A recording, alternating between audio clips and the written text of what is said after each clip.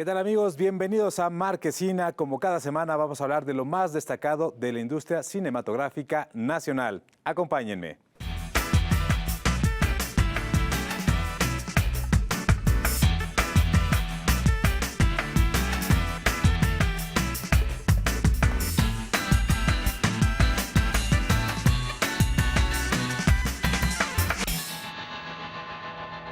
México ya es considerada la capital del audiovisual en Latinoamérica. Así lo dio a conocer la Comisión de Filmaciones de la Ciudad de México. La Ciudad de México ya es considerada la capital del audiovisual en Latinoamérica, superando por mucho a otras grandes urbes como Bogotá, Buenos Aires y Sao Paulo. En 2022 se filmaron aquí 1,289 producciones. ¿Cómo se ha logrado esto? Yo estoy convencida que es parte de la transformación de nuestro país y de nuestra ciudad. No solamente nuestra historia, no solamente lo que representa culturalmente la Ciudad de México, sino que hoy tenemos una ciudad más segura, con 50% menos de índices delictivos, tenemos una ciudad que puede transitarse en distintos lugares, tenemos una ciudad que ha recuperado zonas que antes eran lugares de abandono. En total, fueron solicitadas 13,249 locaciones, lugares emblemáticos de la ciudad y otros menos conocidos que fueron recomendados por la Comisión de Filmaciones en un intento por diversificar la imagen de la ciudad y la derrama económica que pudiera generarse de manera indirecta. El sector producción sigue creciendo.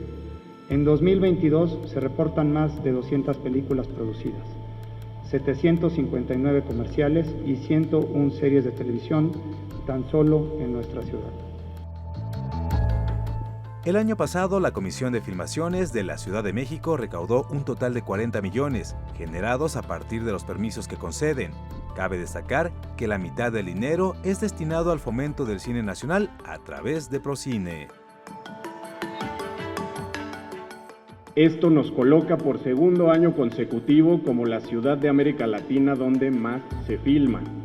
Además, los más importantes estudios del mundo han instalado sedes para tomar decisiones de inversión y desarrollo de proyectos para toda la América Latina.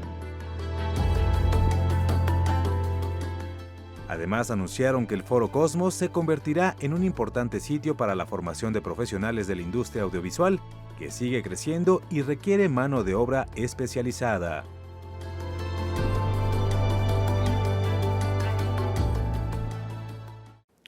Tuvimos la oportunidad de platicar con el director de esta historia que trata sobre poder, política y un toque de esoterismo.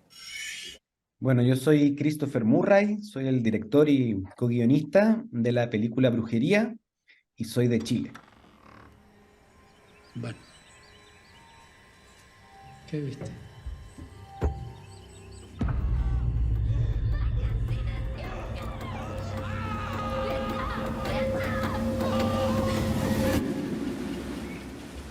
Bueno, es una película ambientada a finales del siglo XIX en una isla remota de Chile llamada Chiloé y cuenta la historia de Rosa Raín, es una niña indígena que luego del asesinato de su padre va a buscar justicia a una organización de brujería llamada La Recta Provincia.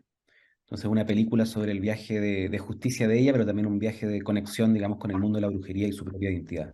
Entonces me pareció que este hecho de la historia de Chile, que está documentado y que están los textos de los juicios, me pareció como tan interesante, tan enigmático, tan único también de la historia del país, que siempre tuve la inquietud de trabajarlo cinematográficamente, digo, sobre todo porque creo que resuenan problemáticas muy contemporáneas, como tú dices, no solamente de Chile, sino de Latinoamérica, México, donde el proceso de la colonización fue tan violento. Y justamente esta organización de brujería llamada La Recta Provincia es una organización de resistencia, llamemos territorial, frente a los proyectos colonizadores que son parte de la historia de América Latina en general. Entonces, yo creo que es un hecho bien fascinante, bien enigmático, bien cautivador, pero a la vez también propone reflexiones que yo creo que resuenan contemporáneamente en nuestros países. Los que damos justicia a los indios, a la isla. ¿Qué justicia para ti? Que el que lo mató le duele. Entonces también yo creo que la recta provincia y la brujería funciona también como un sistema de defensa frente también a esta justicia diferenciada que deja crímenes en impunidad y en ese sentido el viaje a justicia para mí era muy relevante, ¿no es cierto? Cómo poder hacer justicia por su padre, pero también con ella, en términos de quién es ella. Yo creo que ahí hay un tema también relevante que es como la justicia con uno mismo también. Yo creo que la lógica de la colonización es un proceso que sigue vigente. Hoy en día en Chile la violencia contra comunidades indígenas que se relaciona con persecución policial, con tortura en cárceles, con expropiación de tierra, con abuso económico, es decir, como con abusos legales. Es decir, hay todo un proceso como bien duro que se sigue manteniendo.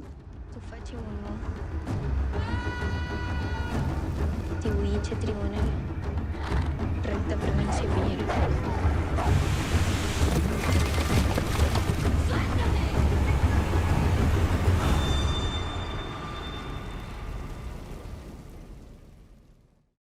Como cada semana en Marquesina les recomendamos películas que pasarán por la pantalla de MX, nuestro cine, y que no se pueden perder. Aquí los dejamos con la cartelera de esta semana.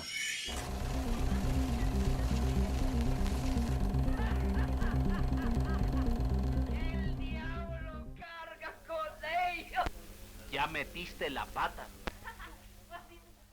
La mancha de sangre del director Adolfo Best-Mogard es un filme que fue tan controvertido en su época que fue censurado por tratar temas como la pobreza y la prostitución.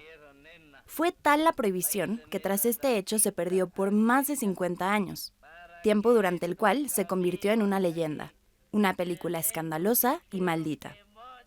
Hasta 1993 fue recuperado por la Filmoteca Nacional de la UNAM, luego de encontrarlo dentro del material de los estudios Churubusco.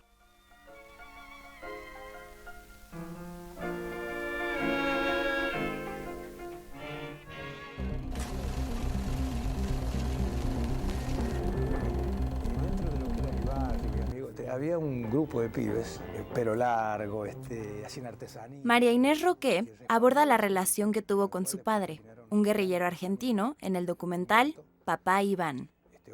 Esta historia familiar se cuenta teniendo como base las cartas que Iván Roqué dejó a sus hijos en 1972. A través de ellas se construyen las memorias del pasado dictatorial de Argentina y se reflexiona sobre las huellas que éste dejó en las generaciones que vinieron. En el periodo en que se iba transformando parte, como te decía, de ese grupo estudiantil, agrupación estudiantil, en lo que fue...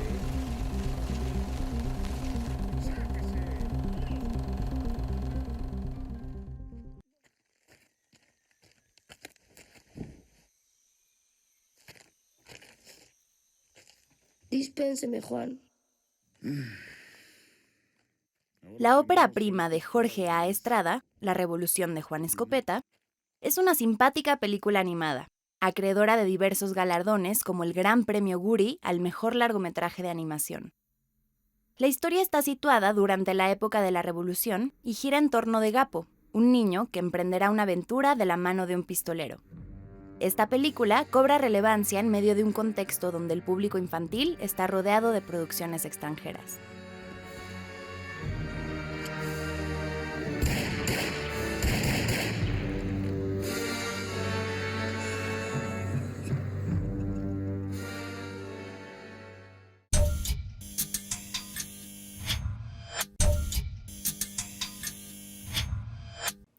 Ya estamos de vuelta y tenemos una invitadaza en este programa de Marquesina. Es escritora, es productora, es directora de teatro y de cine y está con nosotros aquí Sandra Becerril. Muchas gracias por acompañarnos en esta ocasión. Gracias por la invitación. Yo feliz. Bueno, la verdad es que te lo mencionaba hace un ratito, ¿no? No es común encontrar escritoras de historias de género, ¿no? ¿Cómo un poco empiezas por este mundo? Siempre me gustó asustar a la gente. O sea, es algo que disfruto muchísimo. El género de terror, además, es algo instantáneo. O sea, tú vas al cine y te das cuenta si está funcionando o no funciona la película en ese momento. Y además veía las películas de Taboada y estaba yo fascinada. Yo quería provocar lo mismo que él me provocaba, estas pesadillas y estos saltos y no dejar de pensar en las historias. Tu último libro de alguna manera se vuelve en un incentivo para las nuevas generaciones y se avienten a escribir este tipo de historias, sin miedo a las palabras. Háblanos un poquito de él. Claro, Sin miedo a las palabras es editado por Editorial de Otro Tipo y es el primer manual que tengo para escritores, pero no es un manual tal cual técnico, sino más bien es para todos los guionistas que están buscando una inspiración para poder desarrollar el género.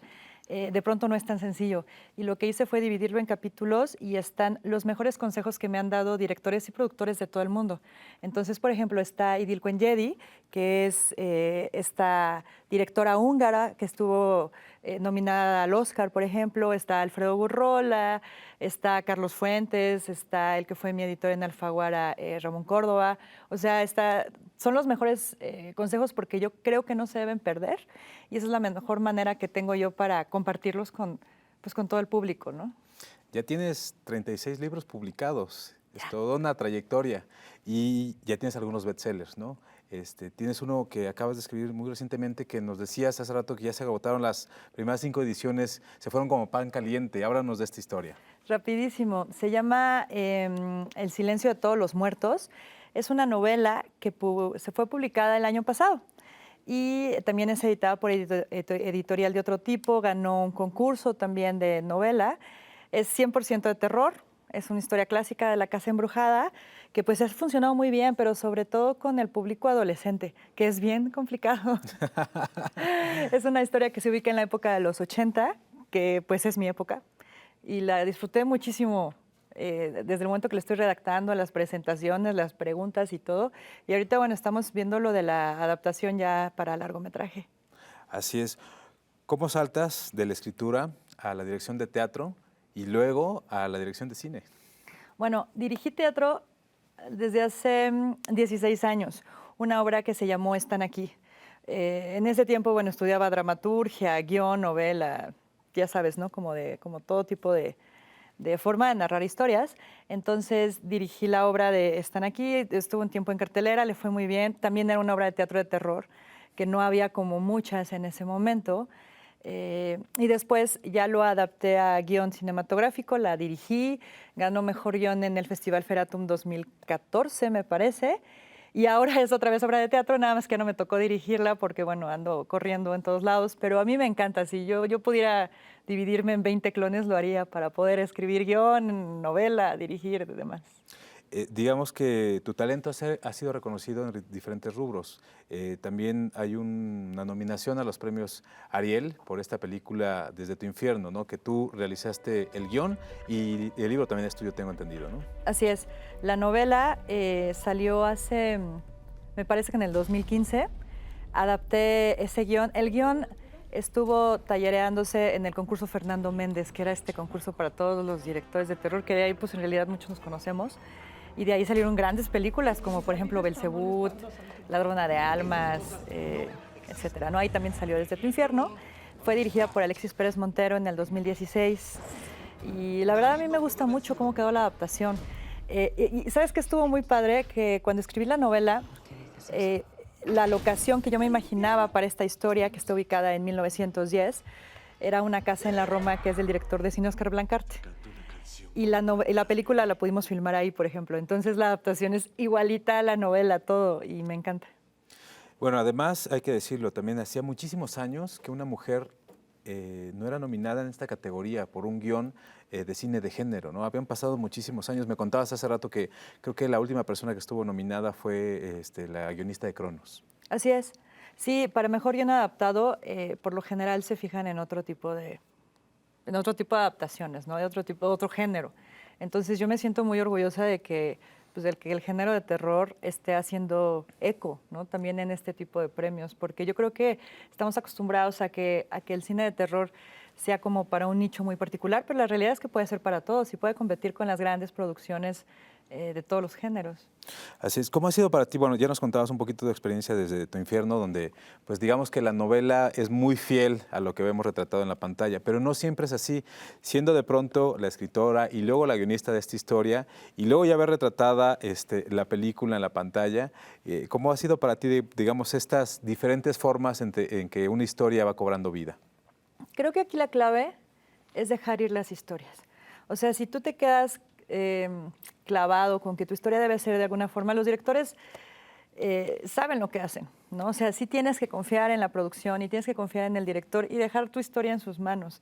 Entonces creo que desde el momento que estás escribiendo un guión ya no es tuyo, ya es como de todo el crew, del cast, del director, y he aprendido a dejar ir las historias para que queden lo mejor posible, ¿no? Y además, por lo general, los directores aumentan su visión, o sea, como que tienen una retroalimentación como muy padre con todo lo que tú creaste. Entonces así he aprendido a que no es que me guste o no me guste la adaptación, ¿no? Lo disfruto muchísimo, yo me siento la más afortunada del mundo. Hay una película, tal vez la más famosa en la que has participado, Nightmare Cinema, en la que dos de tus historias pues, son retratadas por personajes, por directores y por actores que pues, son de talla internacional, ¿no? Háblanos un poquito de este proyecto, cómo llegas y cómo fueron elegidas estas historias que están presentes en esta película. Bueno, Nightmare Cinema es una película del 2019 de Estados Unidos y me invitó Mick Garris. Mick es la persona que más ha adaptado a Stephen King. Y él y yo tenemos varios proyectos por acá. Entonces, bueno, él era el productor. Me dijo un día, oye, no tienes como una historia para filmar. Y yo, claro, tengo 35, ¿no? Le mandé muchísimas, le mandé muchas sinopsis. Afortunadamente se quedaron las que ya tenía escritas. Okay. Eran largometrajes que se adaptaron a mediometrajes porque además cada segmento dura como 40 minutos. Y me tocó trabajar con Ryuhei Kitamura, que hizo Godzilla, El tren de la carne de medianoche, Versus, es un gran director japonés y es muy chistoso porque la historia que trabajé con él se llama Mashit. Es una historia de un internado mexicano en donde a los niños, a un ejército de niños lo posee un demonio, que es Mashit, y tiene que pelear contra un sacerdote, pero muy mexicano todo, ¿no? Entonces él siendo japonés, con producción de Estados Unidos, con una historia así, y además lo grabamos en donde lo filmamos, en donde se hizo La niebla de John Carpenter. Yeah. Y fue maravilloso, fue una experiencia padrísima. Nightmare Cinema, bueno, además es protagonizada por Mickey Rourke, por Elizabeth Rainer, que creo que es más conocida por Hill House, sí. La maldición de Hill House, y fue una súper experiencia. Además, dentro del pool de directores que tienen, pues está Joe Dante, que hizo Gremlins, que creo que claro. Es la más famosa, de Howling. Está David Slade, el creador de Black Mirror, por ejemplo, 30 días de noche y demás. Entonces, la verdad, fue muy emocionante. Para terminar, tienes un par de proyectos ya en puerta que se filmarán también de la mano del director mexicano Henry Cavill. Así es. Bedwell, perdón. Bedwell. Bedwell. Sí, tenemos una película que se llama The House on Tifton Lake.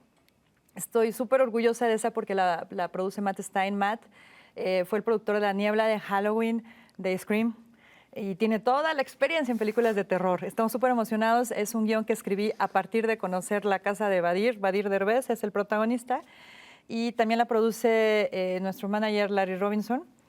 Y bueno, la dirige Henry Bedwell. Bueno, tiene Más negro que la noche, Karen la posesión, Forward, y yo creo que es uno de los mejores directores que tiene México respecto al cine de terror y estamos contentísimos de que eso viene. Viene otra película que se llama Mientras duermes. Ese sí es un guión original, no es una adaptación, que ya tenía yo un ratito tratando de sacarlo. Es un guión más sencillo, con poquitos personajes, y ese lo vamos a hacer en Tlalpujahua. Increíble, en Michoacán. En Michoacán. Pues muchas gracias por acompañarnos, por compartirnos un poquito de todo lo que has hecho, ¿no? Y que el público vaya conociendo también tu trabajo y que conozca el rostro detrás de todas estas historias. Muchísimas gracias, Sandra. Al contrario, muchas gracias por la invitación. Muchísimas gracias, Sandra, por estar con nosotros. Corran a comprar sus libros y a ver sus películas. Nosotros volvemos en un instante.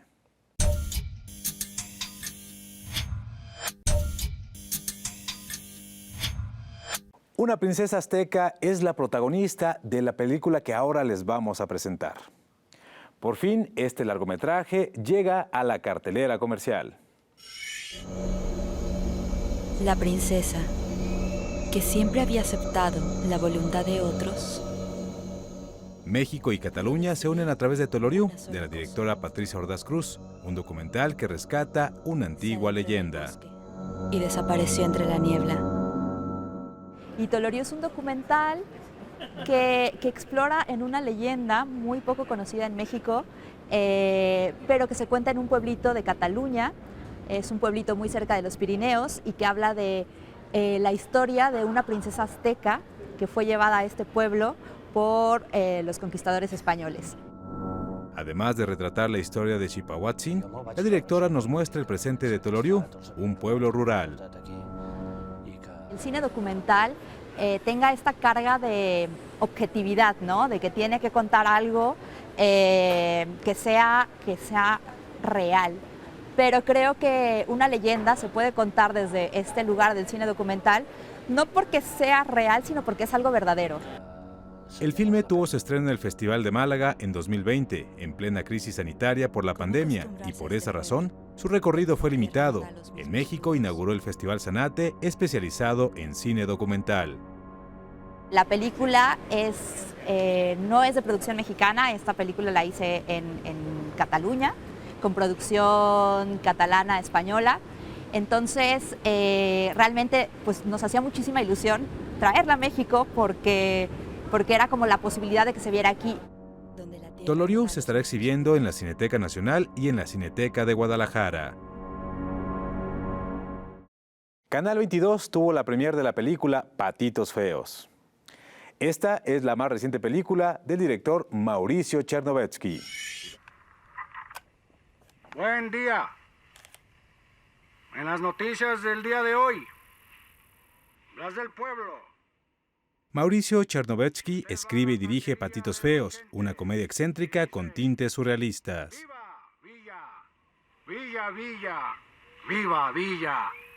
Le regalan una horchata con su orden de moronga. Es una película chica, extraña, medio torpe en momentos, o sea, muy independiente, que se atreve a ser diferente, ¿no? Distinta y hacer las cosas de otra manera.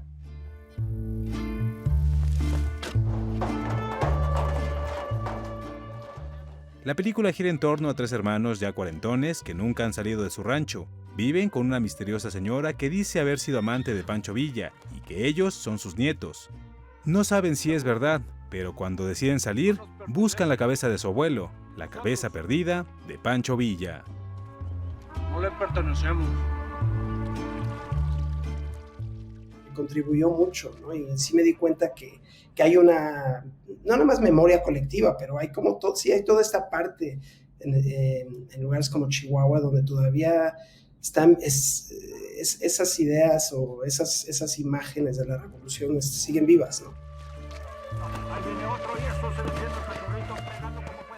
Esta es una especie de historia quijotesca, una odisea con tintes de comedia. Los tres hermanos enfrentan todo tipo de adversidades en su descubrimiento del mundo. También explorar un poco lo que sucede cuando no tienes esas presiones del mundo de afuera, ¿no? ¿Qué es nuestra esencia, ¿no? ¿Qué tan excéntricos somos? ¿Qué tan únicos? El camino de Patitos Feos ha sido diferente. Su estreno se realizó en televisión abierta a través de la señal de Canal 22 y ahora llega a la pantalla grande.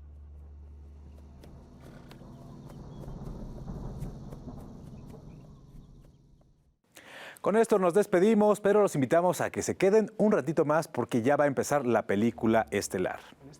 Se trata de Las Muertas, dirigida por el cineasta José Luis Gutiérrez Arias. Este largometraje gira en torno a un hombre que ha sido condenado por las supuestas muertes de varias personas y su única forma de poder salir de este conflicto es un reportero al que le ha concedido una entrevista.